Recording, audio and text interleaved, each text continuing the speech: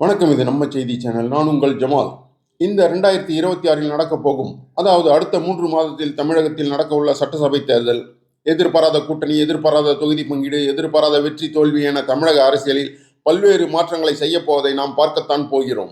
அந்த வகையில் சென்னை மாநகராட்சி மாதவரம் மண்டலம் மாதவரத்தைச் சேர்ந்தவர் டி தட்சிணாமூர்த்தி. அதிமுக பிரமுகர், முன்னாள் மாநகராட்சி கவுன்சிலர், கட்சி பணியில் ஆர்வம் கொண்டவர்.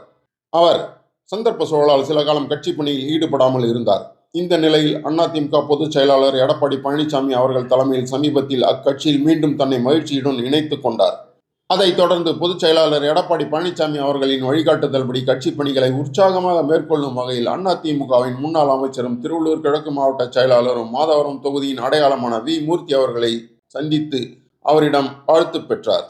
அப்போது மாவட்ட செயலாளர் வி மூர்த்தி அவர்களுடன் கழக இளைஞர் மற்றும் இளம்பெண்கள் பாசறை மாநில துணை செயலாளரும் மாவட்ட பொறுப்பாளருமான KVS சுபா தேவராஜன் மற்றும் அதிமுகவினர் இருந்தனர். முன்னாள் அமைச்சரும் மாவட்ட பொறுப்பாளருமான TKM சின்னையாவிடமும் தட்சிணாமூர்த்தி வாழ்த்து பெற்றார். இந்த நிகழ்வில் முன்னாள் மாதவரம் நகராட்சி councillor P Raman, M Madhankumar, RK Bhakthakumaran, Pon Nandakumar, D Harish, D Sanjay, Lakshmipuram Munusamy, Puthagaram D Selvi, Prakash, Jayavelu, Parasuraman, Alan Prince, Manoharan, Gajendran உள்ளிட்ட பலரும் கலந்து கொண்டு திருவள்ளூர் கிழக்கு மாவட்ட செயலாளர் வி மூர்த்தி அவர்களிடம் வாழ்த்து பெற்றனர். வணக்கம். நான் மாதவரம் டி தட்சிணாமூர்த்தி, முன்னாள் மாமன்ற உறுப்பினரும் முன்னாள் மாவட்ட கழக துணை செயலருமாக இருந்தேன்.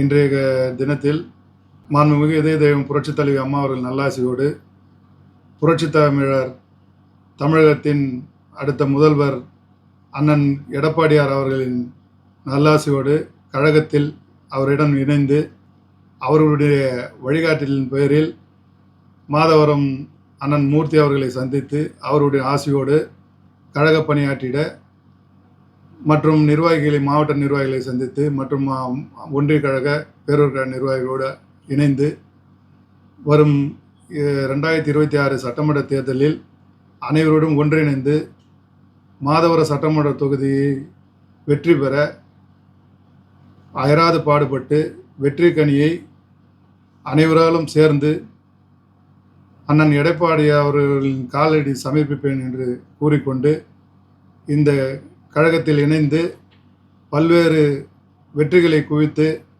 வருகின்ற சட்டமன்ற தேர்தலிலே பொதுமக்களிடம் வாக்குகளை அதிக பெரும்பான்மையோடு மாதவர சட்டமன்ற வெற்றி பெற என்னாலும் என்னோடு பயணிக்க இருக்கின்ற அனைத்து நிர்வாகிகளாலும் அதிக வாக்குகளை பெற்றுத்தர நான் உறுதி கூறுகிறேன். நன்றி, வணக்கம்.